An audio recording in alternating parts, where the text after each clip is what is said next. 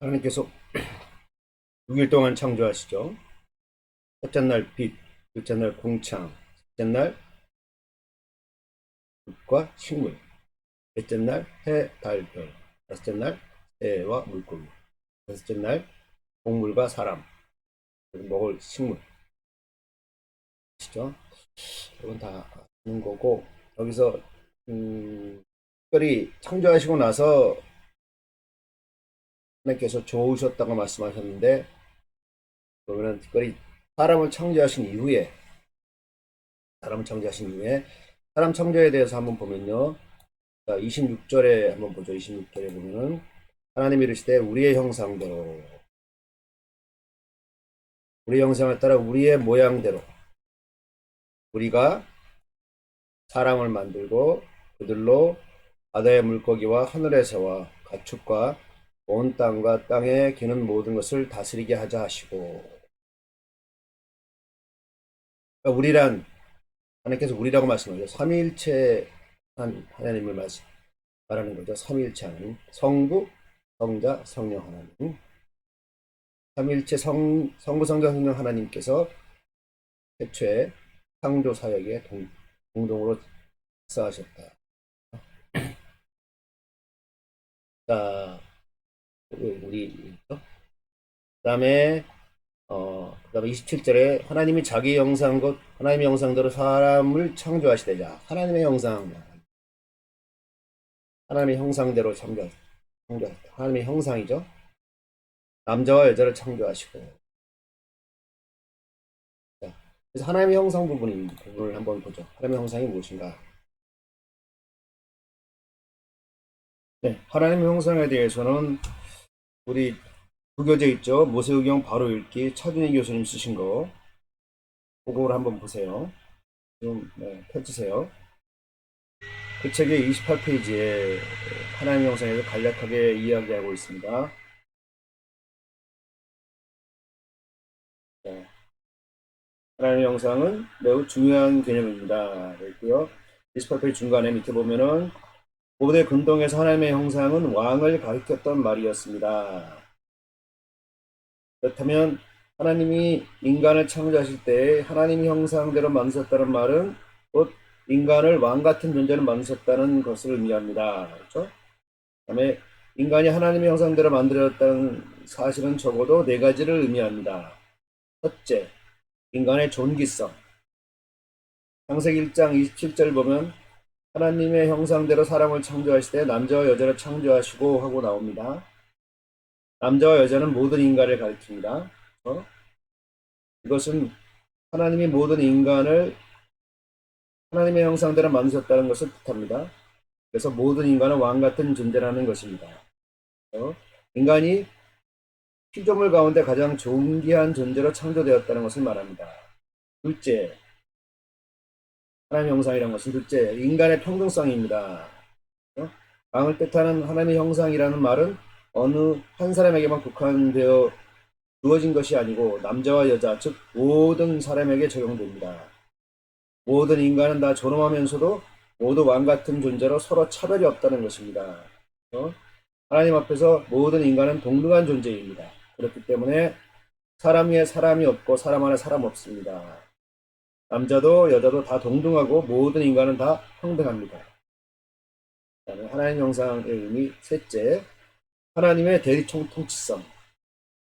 고대 사회에서 한 통치자가 여러 지역을 통치해야 할 경우 그가 모든 지역에 거주할 수 없으므로 통치권의 상징으로 그 통치자의 동상을 각 지역마다 세워둡니다.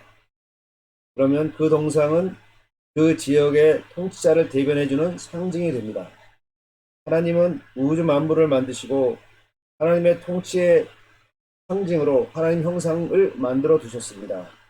그러기에 인간들은 하나님의 대리 통치자로서 자연을 다스리는 존재입니다. 여기서 하나님이 또 다른 인간, 즉 동료를 다스리라고 한 적은 없다는 점이 중요합니다. 그 어떤 인간도 인간의 다스림의 대상이 아닙니다. 모든 인간은 상호 존중의 대상입니다. 모든 인간은 다 평등한 관계이기 때문입니다. 인간이 다스릴 수 있는 대상은 오직 자신과 자연뿐입니다. 그런 말이죠.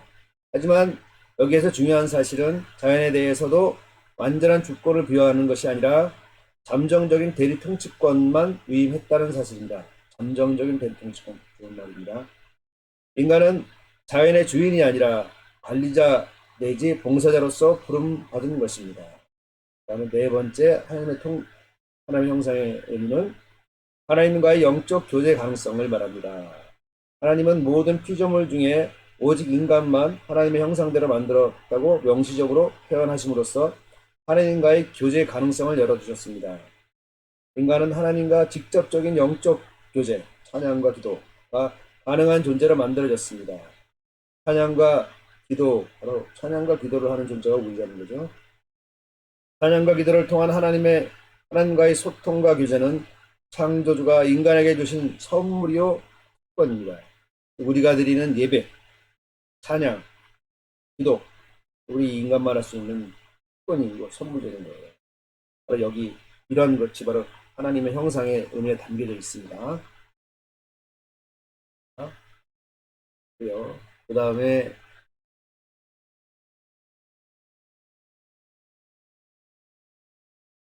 자, 그 다음 구절을 보죠. 28절에 하나님이 그들에게 복을 주시며, 하나님이 인간에게 복을 주시는 거죠. 하나님이 그들에게 이르시되 생육하고 번성하여 땅에 충만하라, 땅을 정복하라. 하나님이 인간에게 주신 명령입니다. 생육하고 번성하여 땅에 충만하라, 땅을 정복하라. 그렇죠? 하나님께서는 하나님의 형상대로 우리 인간을 만드셨고 뿐만 아니라 복을 주시고 생육하고 번성하여 땅에 충만하라고 명령하셨습니다. 그러니까 그것이 인간의 본분이요 사명이죠. 그러고 나서 31절에 보면은 하나님이 지으신 그 모든 것을 보시니 보시기에 심히 좋았더라. 창조하시고 나서 마지막에 심히 좋았더라 말씀하시고 저녁이 되고 아침이 되니 여섯째 날이다 말씀하십니다. 다음에 옆에 보이시죠? 여기 창세기의 생태학, 창세기와 생태학. 이거는 우리 주교재 고든 애남이 쓴 모세오경 우리 주교재에 47페이지에 나오는 내용입니다. 47페이지에 창세기와 생태학. 인류를 향한 하나님의 첫 명령은 생육하고 번성하여 땅에 충만하라, 땅을 정복하라. 바다의 고기와 공중의 새와 땅에 움직이는 모든 생물을 다스리라 입니다.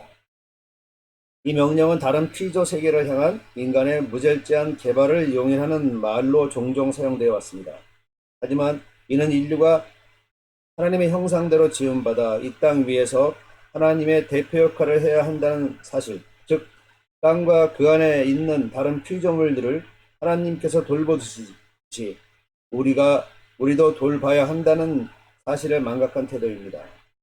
고대 근동 시대의 왕들에게는 자기 통치영역 안에 있는 약하고 가난한 사람들을 돌보는 책임이 있었습니다. 창세기는 바로 이 언어를 반영하고 있습니다. 다시 말해서 인류는 하나님을 기쁘시게 하는 방법으로 하나님을 위해 이 땅을 관리해야 하는 것입니다.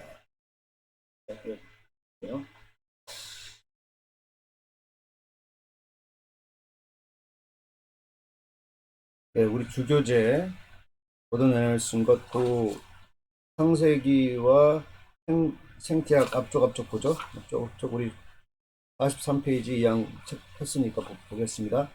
지금 우리가 하고 있는 창세기 1장부터 11장까지 원역사를 봐죠. 원역사의 구성 43페이지입니다. 44페이지로 가세요. 44페이지 위에 그 제목 있죠? 창세기 안에 수록된 제목들. 그건 뭔가요? 족보입니다. 족보. 그렇죠? 44페이지 위에 족보. 10개의 족보가 있다고 하시고 10개의 족보입니다. 2장 4절에 창조의 천지에 창조된 대략은 이러하니라. 쭉 보세요. 아담과 그 후손 이야기 좀 있었죠. 10개의 족보가 얘기했고요. 넘어가고 그 다음에 45페이지 위에 보세요. 창세기의 첫 부분 지금 우리가 하고 있죠. 첫 부분 천지창조 부분 1장 1절부터 2장 3절까지. 이건 첫 6일 동안의 창조 이야기 그리고 이어지는 안식일에 관한 기사. 이거는 전체 책의 서론의 역할을 한다. 이거 전체 책의 서론의 역할을 하는 거예요. 창세기에. 그래서 이는 창세기 더 나아가 성경 전체의 장엄한 축제의 서곡으로 자리 잡고 있다. 이 부분은. 그래서 이 부분은 하나님에 대한 사상. 하나님이 어떤 분인가. 그 다음에 그리고 이어지는 장들에서 중요한 역할을 하게 될 인간과 하나님과의 관계의 핵심. 하나님은 창조주고 인간은 피조물이다. 그죠? 맨 처음 등장하고 있다. 그 다음에 이어지는 부분. 2장 4절부터 뒤에 11장까지는 전체 책에 대한 둘째 제시부로서 아브라함 출생을 언급하는 11장 27절은 앞단락의 주요 줄거리를 이어받고 있다고. 그리고 읽는 앞에 원역사 뒤에 이제 족장사를 읽는 역할을 한다는 거죠. 자, 1장 1절부터 2장 3절까지 첫 제시부 얘기를 하죠. 그래서 첫 제시부 우리가 지금 하고 있는 이 부분은 창세기는 첫 문장에서 하나님의 절대적인 권능을 역설한다. 태초에 하나님이 천지를 창조하시니 하면서 처음에 땅은 어둠과 물로 덮여 있었다. 어둠과 물로 덮여 있었다. 하나님께서 말씀하시자 그 어둠의 혼돈이 질서로 바뀌었다. 첫째 날 하나님은 말씀하신다. 빛이 있으라. 그러자 빛이 있었다. 셋째 날 물이 있으라 하니 그렇게 되었다. 후반부의 하나님의 창조 활동은 전반부 활동을 반영한다. 즉, 첫 3일 동안의 창조는 나중 3일 동안의 창조와 서로 대응한다. 상응한다. 첫째 날 빛, 그래서 넷째 날 해, 달, 별, 둘째 날 궁창 위에 나는 새, 다섯째 날, 셋째 날 뭇과 식물, 그 위에 사는 동물, 먹을 식물. 이렇게 해서 서로 이렇게 상응한다. 자, 그리고 45페이지 밑에 창세기가 이처럼 7을 한 주로 구성된 것은 2장 전체에서 반복적으로 나타난 형식 가운데 하나일 뿐이다. 46페이지 갑니다. 창세기 1장에서 중요한 날들. 몇째 날의 창조를 가장 길게 기술하고 있는가? 하나님께서 가라사대라고 하면서 하나님께서 말씀하신 것을 2번 언급한 날이 언제이며 하나님 보시기에 좋았다라와 같은 인정형식을 쓴 날은 언제인가? 한번 보세요. 생각해 보시고, 그 다음에 40페이지 중간에 보세요. 창세기 1장은 하나님을 권능과 질서의 하나님으로 제시하고 있다. 하나님께서 말씀하시자 모든 것이 그 말씀대로 되고 있다. 이는 고대 근동의 다른 창조 기사와 전혀 다른 점이다. 가령 에누마 엘리시 아까 말씀드렸죠. 그래서는 신들이 최고가 되기 위해 자기들끼리 그리고 피조물들과 싸우는 모습을 보인다. 그런 내용들이 나옵니다. 창세기 1장에 나오는 하나님은 절대적으로 주권을 행사하시는 분이다. 그는 해와 달을 지으셨으며 고대 근동에서 믿는 것처럼 하나님과 경쟁하는 신들이 전혀 아니다. 자신이 말씀하시는 것을 가능케 하시는 분이며 전체 오경의 핵심되는 약속을 조상들에게 주시는 하나님이시다. 창세기 1장에서 창조주 하나님의 주권적 권능을 역설한다. 그 하나님의 계획에서 인간의 핵심적인 역할을 강조한다. 또 나와요. 아트라 하시스 서사시에서 말씀드렸죠. 인간 창조가 배고픈 신들을 위한 대책으로 이루어진 반면 창세기 1장 전체는 여섯째 날 창조를 향하여 진행되고 있는 것을 볼 수 있다. 즉 인간의 삶에서 아주 중요한 셋째 날 땅과 식물의 창조와 넷째 날 해, 달 창조는 다른 날보다 더 많은 분량을 묘사하고 있다. 하나님께서 지으신 모든 것을 보시고 심히 좋다 하신 날은 인간을 만든 날 뿐이다. 자, 그 다음에 하나님 형상에 대해서 말씀을 드렸고요. 이 47페이지 중간에 볼게요. 창세기와 상태형 밑에 하나님의 형상대로 인간을 창조하심은 이것이 최고의 절정, 창조의 최고의 절정이지만 창조의 목적은 아니라 하나님이 하나님이 그 창조하시되 만드시던 모든 날을 마치시고 이날에 안식하신 일곱째 날이 창조의 목적이다. 그래요. 이 창조의 목적입니다. 하나님 형상대로 지음받은 인간 역시 일곱째 날에는 쉬어야 한다는 사실을 암시하고 있다. 안식일의 기원. 그래서 다시 말해 창세기는 십계명처럼 안식일의 기원을 창조에 두고 있는 것이다. 그래서 예수님 말씀처럼 안식일은 사람을 위해 만들어졌다고 마가복음 2장 27절에 말씀하십니다. 네.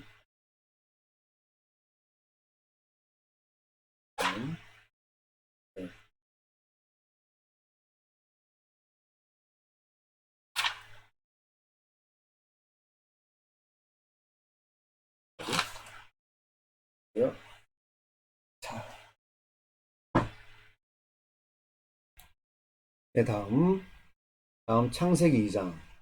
창세기 2장을 보죠. 창세기 2장. 자, 창세기 2장을 보겠습니다. 지금 봤던 우리가 창세기 1장부터 창세기 2장 3절까지는 마저 천지창조에 대한 얘기 나오고요. 그 다음에 창세기 2장 4절부터 2장 끝까지 인간 창조에 대한 얘기 나오죠. 인간 창조. 자, 보면은 이번에는 우리 작은 책 모세오경 바로 읽기 한번 보세요.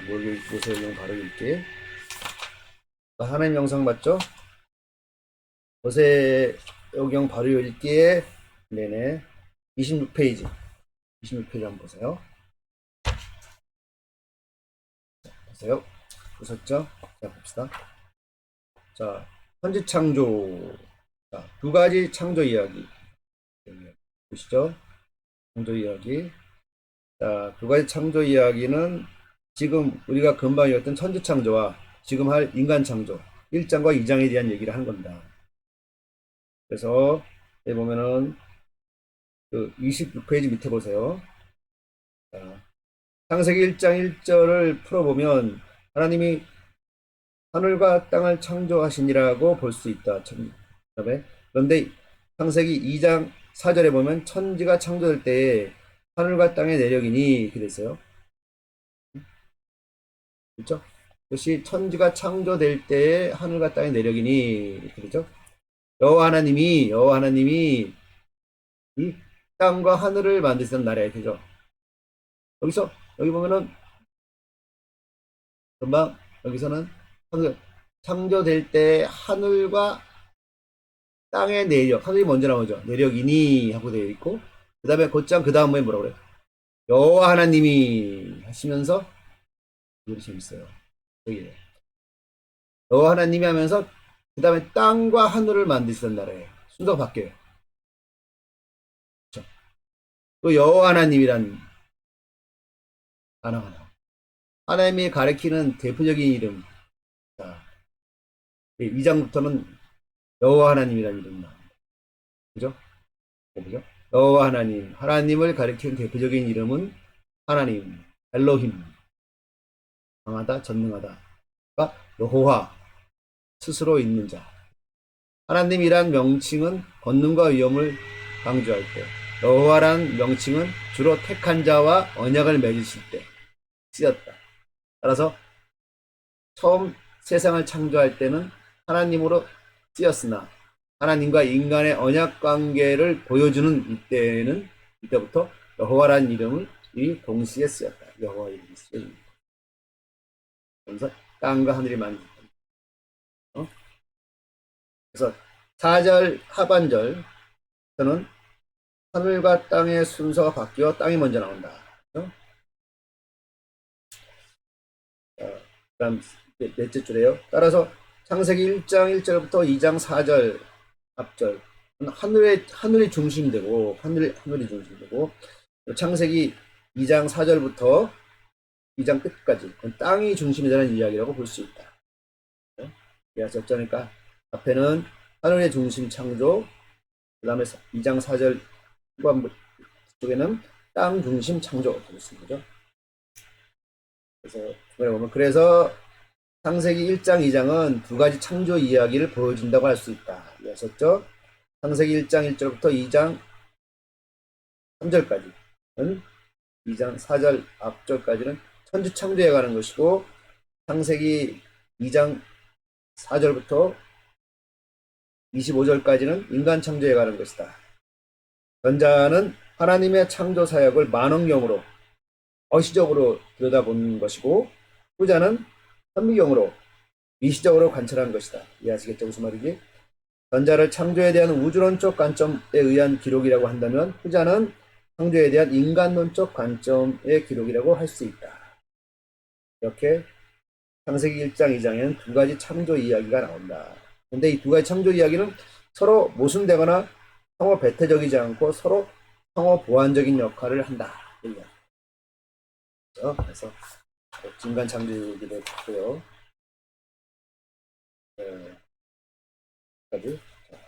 그리고 다시 우리 이제 요거죠. 요거 보세요. 자, 보세요.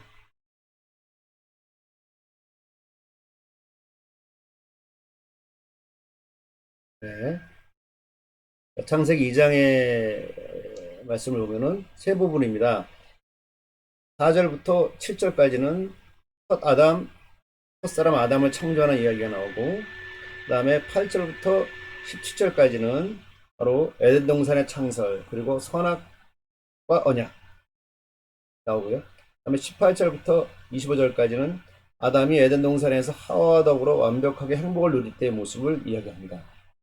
그러면 4절부터 7절까지 자, 첫 아담의 창조 이야기를 한번 보죠. 그러면은 됐고요.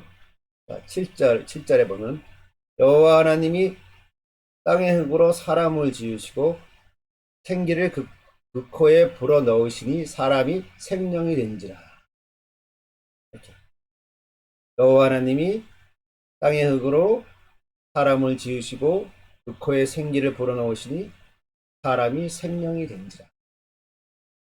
자, 이 말씀 부분에서 또 보겠습니다. 우리 모세오경 바로 읽기 차준희 교수님 쓰신 책 한번 가보죠. 가보세요. 그 책의 30페이지 가보세요. 바쁘네요. 이 책 저쪽 막 하려니까. 모세오경 바로 읽기 30페이지. 자, 보겠습니다. 인간 창조에 대해서. 자, 아파르와 니시마. 창세기 2장 7절. 금방 말씀하신 것 같습니다. 여호와 하나님이 땅의 흙으로 사람을 지으시고 생기를 그 코에 불어넣으시니 사람이 생명이 되니라. 이 말씀을 말씀하십니다. 자, 그죠? 이 구절은 31절, 31페이지. 이 구절은 히브리 언어로 봐야 합니다. 중요한 차이가 있기 때문입니다. 먼저 땅의 흙. 땅의 흙으로 할 때 땅의 흙. 땅의 흙은 아파르민 아하다마. 그래서 히브리 언어로 땅의 먼지, 즉 땅의 티끌을 말합니다. 따라서 정확히 말하면 먼지나 티끌이라고 하는 아파르, 먼지와 티끌 아파르와 그 다음에 숨과 호흡이라고 하는 니쉬마가 결합된 것이 바로 인간입니다. 그리고 생명이 된지라고 생명은 네페시 하야 그래요. 그래서 그 의미는 존재를 뜻한 네페시와 살아있다는 말을 뜻하는 하야, 동사의 합성어로 살아있는 존재라는 뜻입니다. 결국 인간은 정리해보면 먼지나 티끌에서 왔는데 거기에 하나님의 수민 니슈마가 합쳐져서 살아있는 존재가 됐다는 겁니다. 좋은 말씀이죠. 인간은 원래가 먼지와 티끌에서 왔는데 거기에 하나님의 수민 니슈마가 합쳐져서 살아있는 존재가, 이게 이제 우리 인간의 모습이에요. 이거로 만들어진 인간이 하나님의 수민 니시마가 거기에 합쳐져야만이 살아있는 존재가 되는 겁니다. 아마도 거듭남의 진리도 이 속에 있지 않나 생각이 들어요. 자, 여기서 하나님의 숨은 곧 생명의 숨입니다. 이 니시마는 나중에 히브리어의 루아흐, 뭐예요? 루아흐, 즉 영, 성령이라는 단어와 동시됩니다. 거듭남이 뭐죠? 성령 받는 거죠. 비슷하죠. 하늘로부터 새롭게 태어나는 그 성령을 받아서 새로운 존재가 되는 거듭남이죠. 자, 첫 보죠. 따라서 인간이란 뭐냐? 티끌과 하나님의 영, 숨, 이 결합된 존재라 할 수 있습니다. 이게 온전한 거예요. 이게 온전한 인간이라는 거예요. 그래서 사도행전 2장에 대해서 성령이 우리 각자에게 임할 때 바로 원래의 창조의 이 모습이 회복되어지는 거죠. 이해하시겠습니까? 인간에게는 물질적 요소와 영적인 요소가 공존한다. 한 인간을 성인 같다고 짐승 같다고 판단하는 것은 그 인간이 하나님의 영에 얼마나 지배받느냐에 달려있다. 인간이 하나님의 영에 온전히 지배받으면 하나님의 영에 온전히 지배받으면 성령을 따라서 성인과 성자 같은 삶을 살게 돼요. 예수님 닮은 삶이죠. 그러나 하나님의 영에 지배받지 않고 인간 안에 티끌이나 먼지들이 넘쳐서 물질적인 생각으로만 가득 차게 되면 짐승 같은 탐욕스러움으로 살게 되어 결국 다른 이들에게도 해를 끼칩니다. 그러기에 하나님의 영으로 얼마나 채워졌느냐에 따라서 인간의 가치가 매겨집니다. 인간은 한낱 먼지 같은 티끌이 될 수도 있고 하나님의 영으로 충만한 영적 존재가 될 수도 있습니다. 이것이 이제 창세기에 나타나는 인간 존재입니다. 이러한 양면이 다 내포되어 있는 것이 바로 인간의 모습입니다. 이게 인간의 실존이죠. 굉장히 좋은 설명입니다. 어?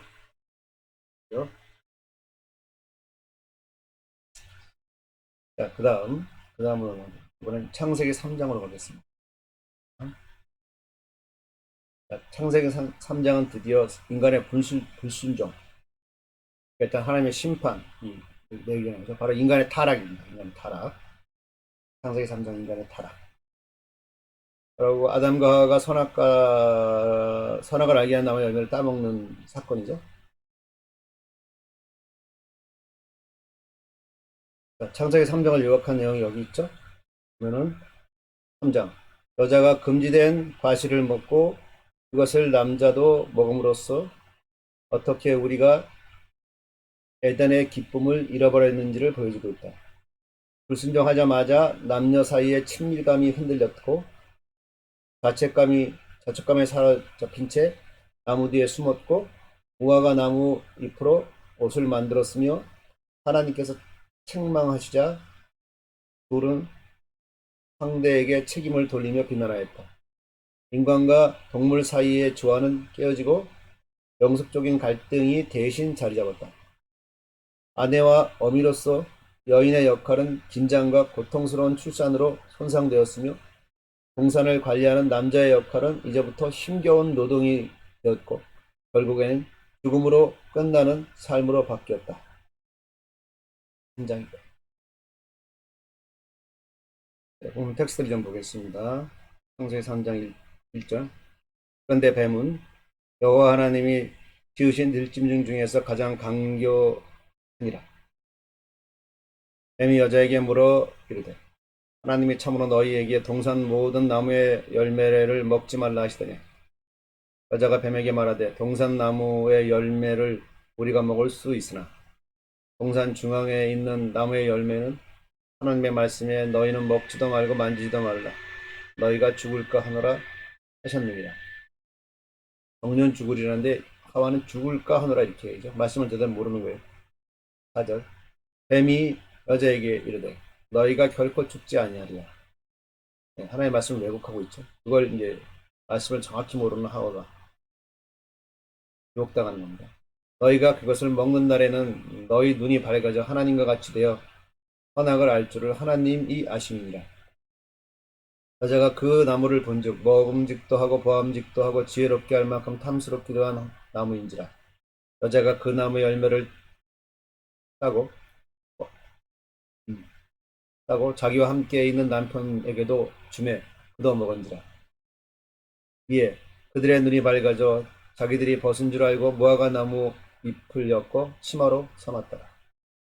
그들이 그날 바람이 불 때 동산에 거니시는 여호와 하나님의 소리를 듣고 아담과 그 아내가 여호와 하나님의 낯을 피하여 동산 나무 사이에 숨지라.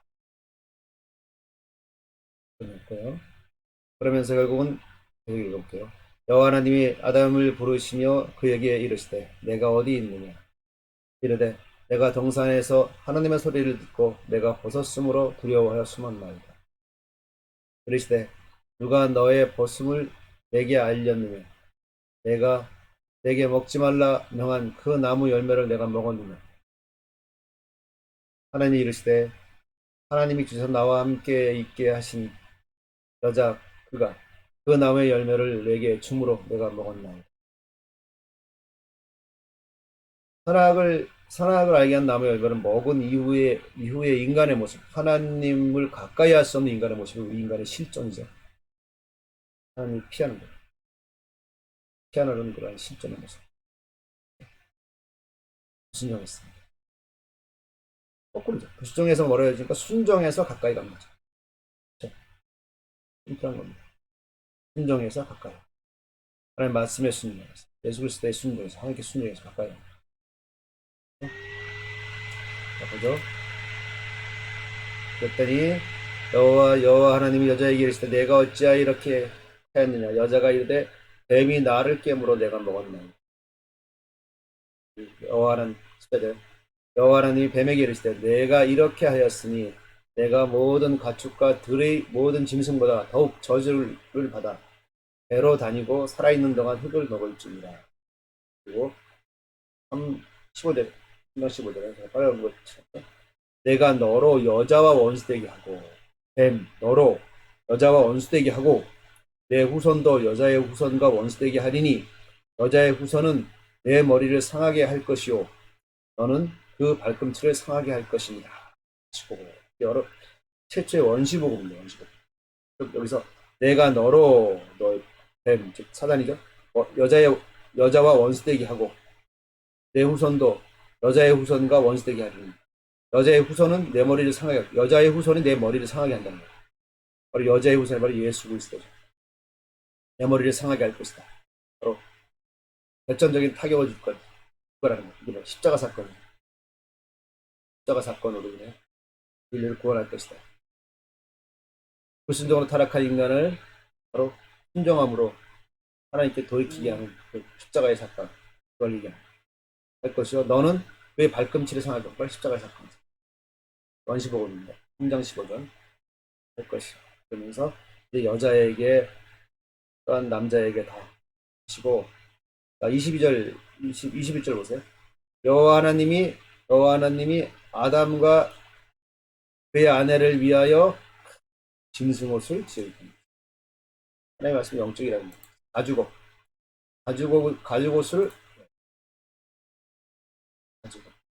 가죽옷을 지어 입으시네요. 그러니까 무화과 나무 잎으로 가렸죠. 근데 하나님께서 아담과 하와를 위해서 가죽옷을 지어 입으십니다. 가죽옷의 소재, 가죽으로 만든 옷, 가죽이 생기면 어떻게 돼요? 짐승의 가죽이 필요하니까 짐승의 희생이 필요한 거죠. 자, 바로 여기 가죽옷이 바로 희생. 창세기에 나온 최초의 죽음을 암시하죠. 그러면서 최초의 죽음이 사실은 아벨의 죽음으로 생각하시는 그게 아니라 바로 짐승의 죽음. 아담과 하와를 위한 짐승의 죽음. 가죽. 짐승의 죽음. 바로 생명을 살리기 위한 생명의 죽음. 가죽. 보시죠. 바로 생명은 생명으로 살리는 원리죠. 가죽은. 여기 바로 희생제사의 원리가 숨어 있습니다. 이 사장에 나오는 가인과 아벨이 제사 지낼 때 그 제사 지내는 방식을 누구에게 배웠을까요? 아담과 하와에게 배웠겠죠. 아담에게 배웠겠죠. 그럼 아담은 누구에게 배웠어요? 하나님께 들었겠죠. 무슨 말씀은 없지만. 그러나 그걸 유추해 볼 수 있잖아요. 그러면서 바로 이 가죽옷에 바로 희생제사의 우리 죄를 사하는 희생제사의 의미들이 포함되어 있는 거예요. 저는 그렇게 봅니다. 이렇게 보는 신학자들이 꼭 없지만 저는 이렇게 봅니다. 자, 22절 그리고 나서 아담과 하와를 쫓아내시다. 여호와 하나님이 이르시되 보라 이 사람이 선악을 아는 일에 우리 중 하나같이 되었으니 그가 그의 손을 들어 생명나무도 따먹고 영생할까 하노라 하시고 여호와 하나님이 에덴 동산에서 그를 내보내어 그 근원이 된 땅을 갈게 하십니다. 한 장이 끝나죠. 가지고 있네요. 가지고 있죠. 가지고 있으면 가지고 하나님이 이제 에덴 동산을 떠나 거친 땅을 일구며 살아야 할 아담과 하와에게 손수 질기고 튼튼한 가죽옷을 지어 입히셨다.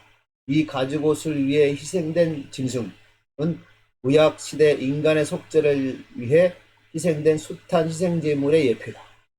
궁극적으로 인간의 구원을 위해 십자가 위에서 영원한 희생제물 대신 예수 그리스도를 상징한다. 이해하시겠죠? 한 장까지 입니다. 자, 다시 우리 이제 모세오경 바로 읽기 차준희 교수님 쓰신 거 보고 한번 보죠.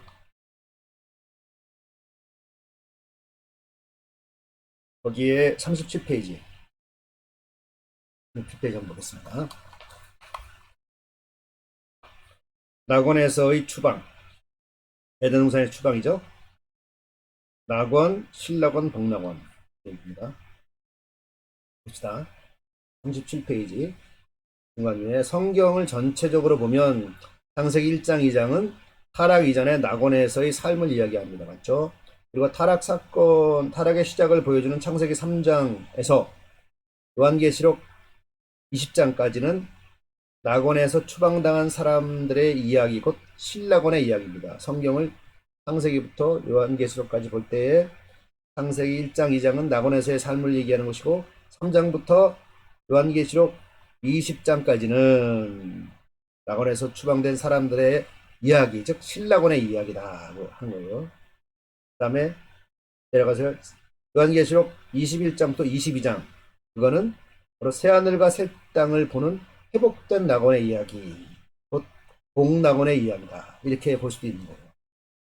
그렇죠? 따라서 성경의 처음 두 장과 마지막 두 장은 서로 상응하고 있습니다. 수미상관식이죠. 성경은 거의 이런 구조가 대부분 굉장히 많아요. 수미상관식. 이러한 측면에서 볼 때 창세기 3장에서 타락한 인간은 바로 낙원을 상실하고 그로 인하여 사중관계가 파괴되었다. 사중관계가 뭔가요? 인간은 하나님과 관계를 맺고 있었고, 인간과 하나님, 자기 자신과 관계를 맺고 있었으며, 인간과 자아, 그 다음에 타인과 관계를 맺고 있었으며, 인간과 타인, 그다음에 자연과 관계를 맺고 있어. 이게 사중관계예요. 이와 같이 인간은 사중관계를 맺고 있었다. 38페이지에 넘어가서 낙원에서는 이러한 사중관계가 온전한 상태였지만 낙원으로부터 추방된 이후에는 이 관계가 파괴되었음을 보여준다. 38페이지 중간에 사중관계의 회복, 바로 예수 그리스도의 구원은 바로 사중관계의 회복, 즉 구원의 통전성을 얘기합니다. 이 사중관계가 온전한 상태로 있었던 때가 바로 창세기 1장, 2장입니다. 하지만 창세기 3장에서 인간이 불순종함으로 하나님과의 관계가 깨집니다. 최초의 인간은 하나님의 낯을 피합니다. 인간은 이제 하나님 앞에 서기를 두려워하게 되었습니다. 그리고 하나님과의 관계가 깨어지자마자 최초의 인간이 한 행동은 자신을 부끄러워하는 거죠. 자신과의 관계, 자존하고 자긍심 있는 그런 관계가 자신을 부끄러워하는 관계. 자신을 부끄러워하여 무화과 잎으로 자신을 가리는 일을 합니다. 인간이 우리 현대를 살아가는 얼마나 많은 사람들이 자신을 부끄러워합니까? 자존감 없이 삽니까? 자신 얼마나 많이 괴롭히죠? 바로 이게 근본적인 관계예요. 하나님께로도 깨어진 관계. 이게 바로 인간의 모습이죠. 자신을 부끄러워하는 모습. 어떻게 회복하나요? 예수 그리스도의 믿음을 회복하는 거예요. 회복되어집니다. 그렇죠? 통전적인 구원의 통전성입니다. 자, 보시고요. 여기 보고, 그 다음에 창세기 3장 10절 옆에 39페이지 가세요. 그러면 하나님이 주셔서 나와 함께 있게 하신 여자 그가 그 나무의 열매를 내게 줌으로 내가 먹었나이다. 누구와의 관계? 타인과의 관계가 깨진 겁니다. 부부싸움이죠. 자, 그 다음에 39페이지 밑에 보면 자, 그리고 자연과의 관계도 깨지죠. 땅이 저주를 받게 되죠.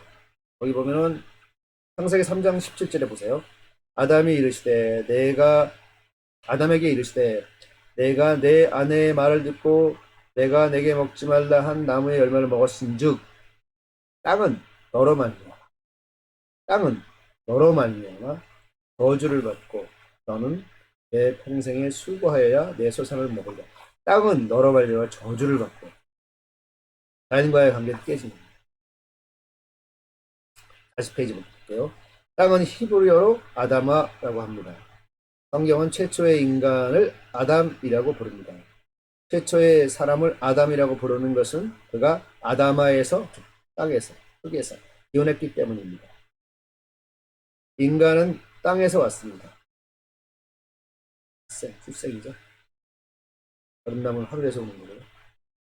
인간은 땅에서 와서 땅을 파먹고 살다가 결국 땅 속에 들어가는 존재입니다. 이게 바로 초생, 처음에 태어난 인간, 거듭나지 못한 인간, 예수 그리스도를 만나지 못한 인간, 하나님을 만나지 못한 인간의 모습이죠.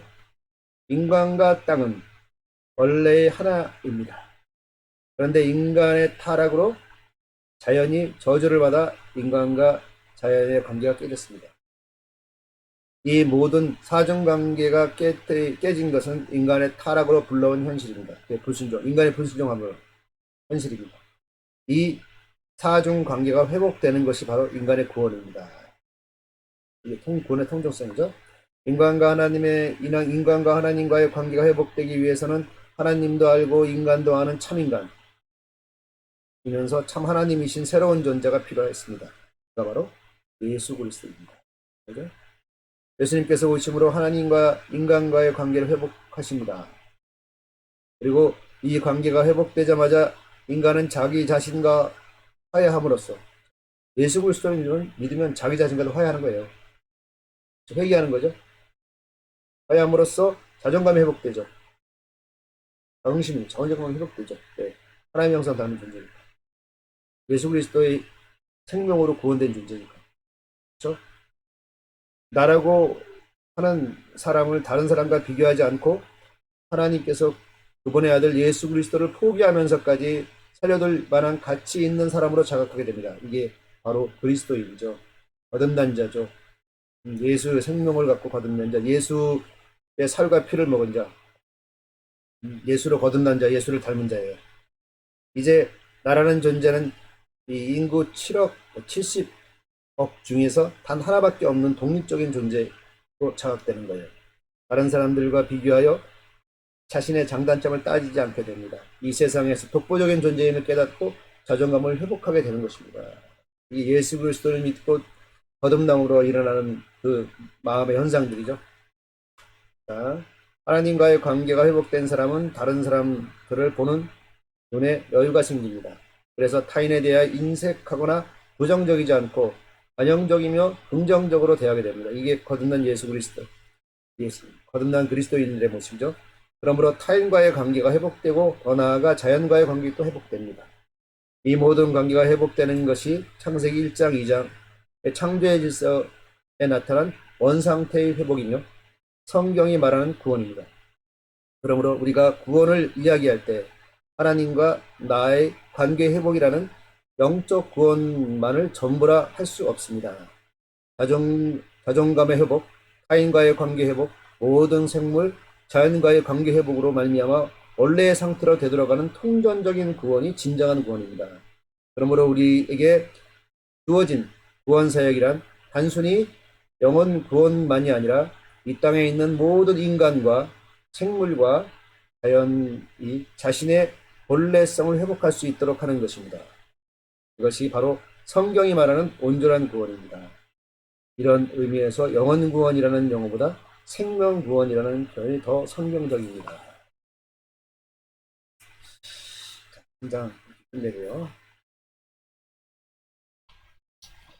네. 창세기 4장 보겠습니다. 오늘 4장까지만 하죠. 자, 창세기 4장은 가인과 아벨의 이야기죠.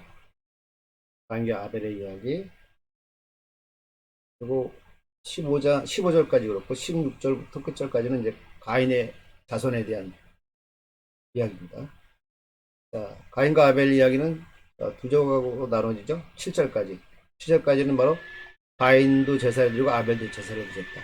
가인의 제사는 안 받으시고 아벨의 제사는 받으셨다 하는 거죠. 그리고 이제 8절부터 15절까지는 그래서 가인이 아벨을 죽이게 되죠. 살해하고 또 하나님의 저주를 받게 된다. 가인. 그런가요? 자,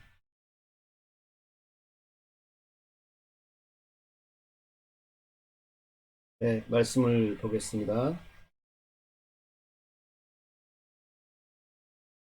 1절 아담이 그의 아내 하와 동침하며 하와가 임신하여 가인을 낳고 이르되 내가 여호와로 말미암아 둥남하였다 하니라.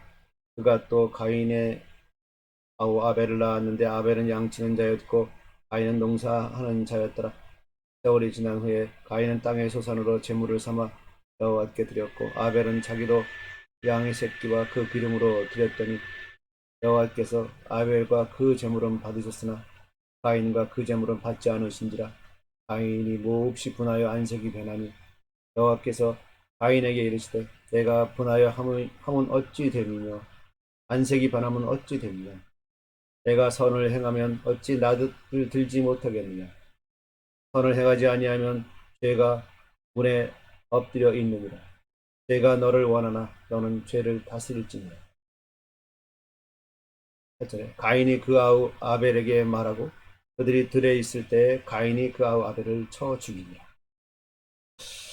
자, 가인의 제사는 받지 않으시고 아벨의 제사는 받으셨다.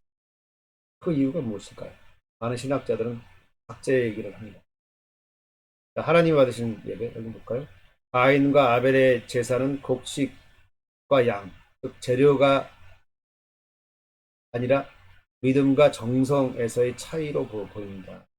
그 차이가 가인이 단지 땅의 열매로 제사를 드린 것에 비해 아벨은 처음 태어난 양을 제물로 드린 것이다.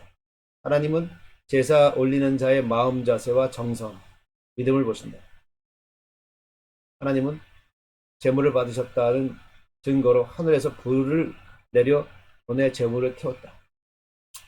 증거가 있겠죠.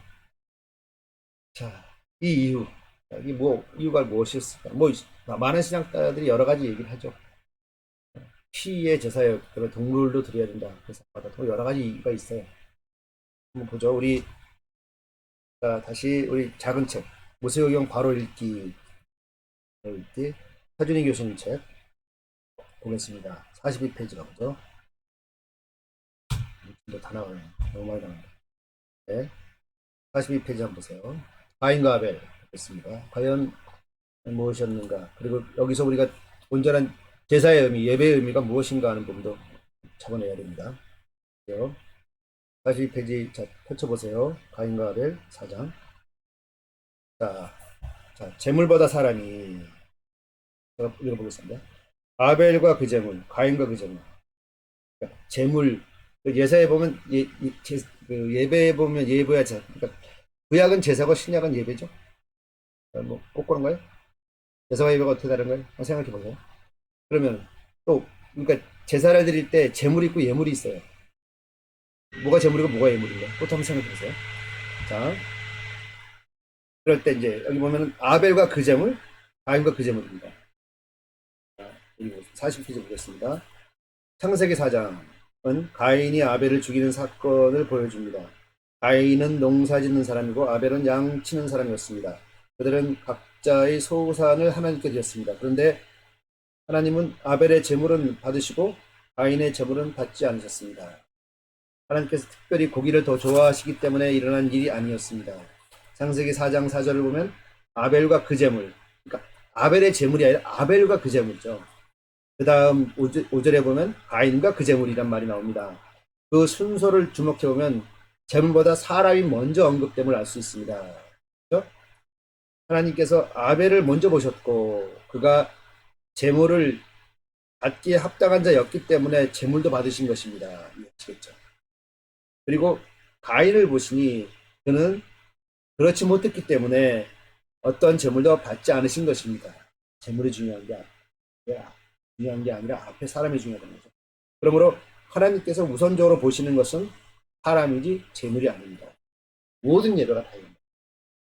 모든 예배 참여한 모든 심령, 그 제사가 그 예배가 하나님께 드려지냐 안 드려지냐는 바로 여기입니다. 제물과 예물에 있는 것이 아니라 형식에 있는 것이 아니라 그 예배를 드리는 주체, 그 인간, 그 심령에 있는 거죠.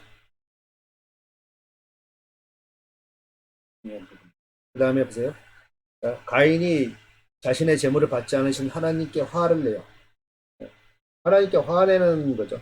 하나님께 화내니까 가인이 얼마나 해옥했는지 알 수 있죠. 하나님께서 보시고 가인을 질책하는 장면이 7절에 나옵니다. 가인의 인격과 성품과 사람됨과 삶의 모습을 알 수 있는데, 내가 선을 행하면 어찌 낯을 들지 못하겠느냐? 선을 행하지 아니하면 죄가 문에 엎드려 있느니라. 죄가 너를 원하나 너는 죄를 다스릴지니라. 창세기 4장 7절. 이 구절에서 핵심 문장은 내가 선을 행하면 어찌 낯을 들지 못하겠느냐는 말씀입니다. 하나님은 일상 모습을 주목하시는 것입니다. 예배 때의 모습이 아니라 예배 이전의 삶을 먼저 보신 것입니다. 예배는 가시적인 성소에 가서야만 시작된 것이 아닙니다. 이미 일상의 삶에서 예배를 드리고 있는 것입니다. 삶의 예배는 재물의 예배보다 선행됩니다. 삶의 예배가 재물의 예배보다 선행된다는 겁니다. 가인의 일상의 삶이 하나님께 합당한 삶이 아니었기 때문에 하나님은 가인이 어떠한 재물을 가져와 또 받을 수 없었던 것입니다. 하나님은 재물보다 사람 자체를 중요하게 여기시는 분입니다. 그렇죠? 엄밀히 말하면 하나님은 재물 그 자체가 필요한 분이 아닙니다. 그렇죠? 하나님께 주목하시는 것은 하나님 앞에 오기 전까지의 삶의 모습입니다. 일상적인 삶이 선한 삶이라면 하나님은 그 사람과 그 재물을 받으십니다. 재물보다 사람이 먼저입니다. 하나님과의 관계는 재물로 맺어지는 것이 아닙니다. 사람이 사람다울 때 하나님과 관계가 열리는 법입니다. 저 오늘 4장, 창세기 4장 여기까지 하겠습니다. 감사합니다. 수고하셨습니다.